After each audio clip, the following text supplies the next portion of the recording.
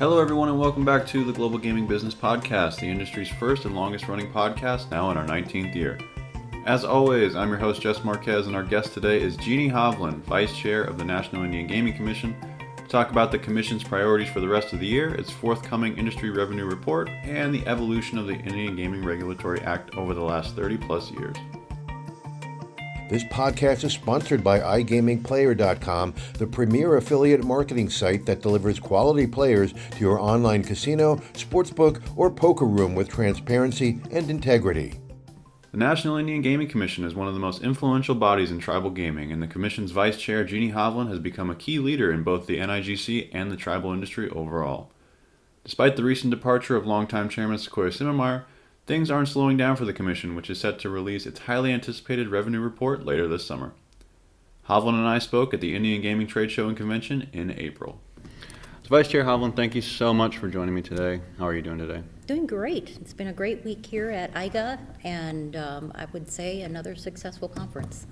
I would say so as well. And, like we were just talking about off air, I think this is like number 4 or 5 shows in a row that I've gotten a chance to talk with you guys, and I definitely love the opportunity, and it's great to always catch up with you guys. Thank you. And also, this is also the first time I've seen you since we did our January issue, and we featured you in our 25 people to watch list, which I was able to do the write-up for that. So thank you again for participating in that. That was very lovely. Thank you. I was honored and humbled by that. I appreciate it. So another piece of housekeeping that I haven't had a chance to see you since was the recent appointment to the NIGC from Secretary Hovland. So can you talk just a little bit about that and kind of what that details, or because that was something that I was like a little bit like, I was like, I didn't really understand like what the nuances of that were, like for your duties, like with Vice Chair and things like that. So could you kind of talk about that just briefly? Sure. Well, first of all, I'm absolutely honored that Secretary Hovland has proposed my reappointment. And the way that the commission was structured by Congress is that it's comprised of 3 full-time commissioners for 3-year terms. One is the chair, and then there are 2 associate commissioners. Okay. And so the chair is appointed by the President of the United States and then confirmed by the Senate. And then the 2 commissioners are selected and appointed by the Department of the Interior. So then once you have 2 associate commissioners, then the commission will vote for the vice chair and the majority vote. So I'm an associate commissioner and I am the vice chair. So that is how that process works. Okay. Any other questions on that? Well, I do have one more, but I want to sorry to jump around a little bit, Sure. But I'll get back to that in just a second. Okay. So since the last time that I talked to you guys, former Chairman Sequoyah Simermeyer has left. So I kind of wanted to start off and just kind of, could you give a kind of synopsis of like, what kind of authorities are like transitioned to you, if any, or kind of like what does the current day-to-day kind of operations look like since Chairman Simermeyer's departure? Okay. And just to clarify, I am the vice chair.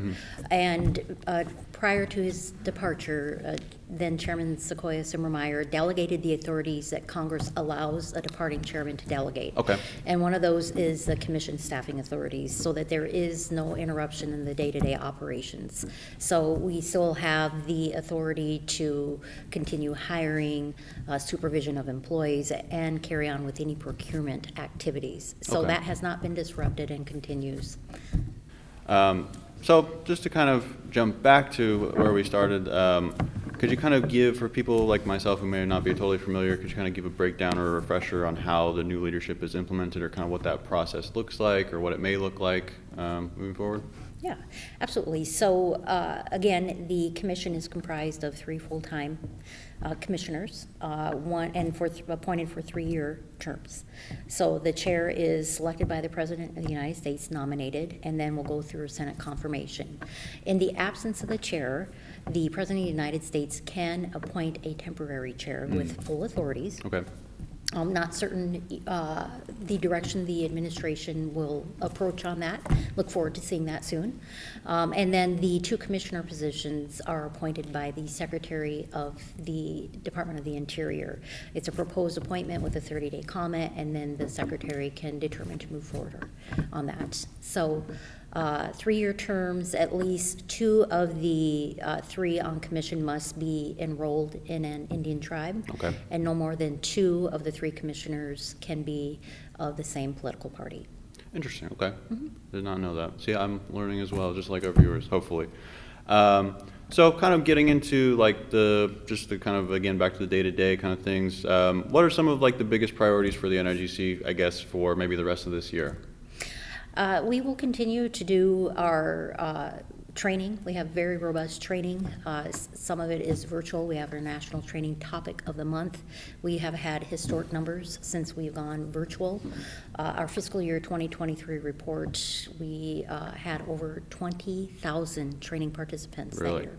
Wow. Yes, but we also have site-specific training. Our tribes can reach out to the region director and ask us to come in and provide training on any type of regulatory issues that they would like us to provide training or technical assistance on.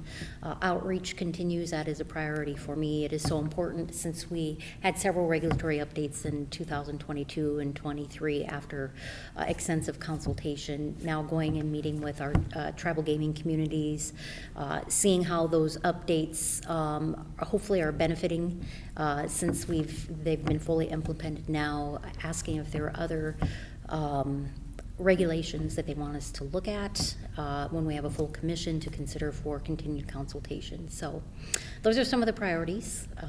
Continue to keep very busy across the agency. So that kind of actually leads perfectly into my next question was like, are there any kind of maybe new or old topics, I don't know, but like any kind of themes or topics that tribes have brought to your guys' attention or maybe are asking for more attention on or clarification or anything like that?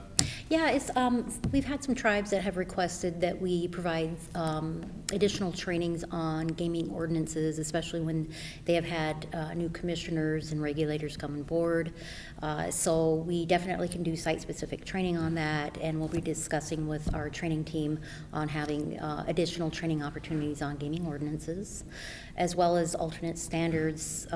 Tribes have asked that we update our regulations and consider having a waiver for alternate standards. So that is definitely something when we have a commission, we will continue to consult with our tribes on and see if we need a regulatory update on that. Continued training on preparedness is also a request that we get a lot from our tribes and keep very busy providing that training on preparedness. And sometimes they will ask that I participate in combating human trafficking in the tribal gaming industry. We work closely with our tribal gaming regulators and leaders, as well as the Department of Homeland Security Blue Campaign, the Bureau of Indian Affairs, Office of Justice Services, to help with the development of a toolkit specific to human trafficking indicators in the tribal gaming and hospitality that the Department of Homeland Security published last year. Well, I was going to ask as a follow-up. So I remember talking to you guys before that human trafficking as well as cyber threats have always been a big, well, not always, but have been recent, a big proponents for you guys. And that sounds like that's continuing to be so as well? Yeah, absolutely. Absolutely. We had a cybersecurity symposium or training, and we have another one that we will be doing annually. So we continue to engage in panel discussions and trainings and with our federal partners as well as our tribal subject matter experts on cybersecurity. Well, both definitely huge topics of conversation and need that will continue to be such. One thing that I wanted to ask about was the revenue reporting. So I believe I would assume we're probably like a few months away maybe from 2023's numbers coming out. I had talked with Chairman Simermeyer previously about this, but it's been a little while, so that's kind of another refresher that I wanted to get to is like, what exactly does the reporting process look like for you guys, and kind of like how long does it take? And because I understand you're pulling reports from like so many different sources and things, so could you kind of give a little insight on that part of it? Yeah, it is quite an undertaking every year, and really hats off to our finance department. As you know, we regulate over 500 gaming operations. Wow. 244 tribes across 29 states. So we receive throughout the year and are still receiving the individual audit or the independently audited financial reports, which is where we get our numbers to produce the final gross gaming revenue. Our goal is to have a final number in a report by mid-July. That's kind of what I was assuming. Yeah. I feel like that's what it was last year. And I'll be interested to see what that number is for 2023, because I'll finally get a chance to use a new one. I think I've used the old one so many times. I just 40.8 or whatever it was, 40.9. I think it was like, I've said it so many times that I need a new one. I need some new material. So to finish up here, and thank you again so much for your time. I always appreciate talking to you guys. This is kind of just like, not really like a prescient question, just kind of like a general question that I've always kind of wondered with you guys. But like, this is such a fascinating time for tribal gaming in a number of different ways in terms of expansion, growth, new innovations and technologies and things like that. But you guys, obviously, as a federal agency, are operating under IGRA. And what are kind of like, generally speaking, what are some of kind of like the challenges and or opportunities to operating on under such a, I don't want to say old, but I mean 35 years old is not young, piece of legislation? Kind of like, what kind of are some of the challenges in navigating that? Because that's something that is interesting to me, is like I said, when you have these new innovations and new things and all these, advancements, but also, like you said, your guys are under a piece of legislation that was, older than I am. I don't want to, so kind of what is it like for that? Well, I mean, definitely, the Indian Gaming Regulatory Act, it was written to support the flexibilities of the trends and the evolution of tribal gaming. And that's part of why, it's a big reason why we went with these extensive regulatory updates in 22 and 23 to support the trends that we're seeing with artificial intelligence, sports betting, online betting, online gaming. So we continue to uphold the Indian Gaming Regulatory Act and work with tribes to find flexibilities in our regulations to support the technological demands and changes that we're seeing. Well, and I think that's such a key word. That's been such a big theme of like every time our previous conversations, whether it be with Chairman Simermeyer or whomever from the NIGC, that's like the big sort of theme is like the flexibility of it, which I'm not a lawyer, I can't speak to, the exact legislation of it, but that seems to be a very big hallmark of it, is like it's so adaptable and allows for so much, innovation and creativity as we've seen tribes over the years. So that's really interesting. Well, thank you so much for joining me today, Vice Chair Hovland. Any parting thoughts, anything that you're excited to see here for the rest of the week? It is, as we record, it's Wednesday, early Wednesday, so there's still a little bit of time left. Anything else that you guys kind of have lined up, or anything else that you're excited to see?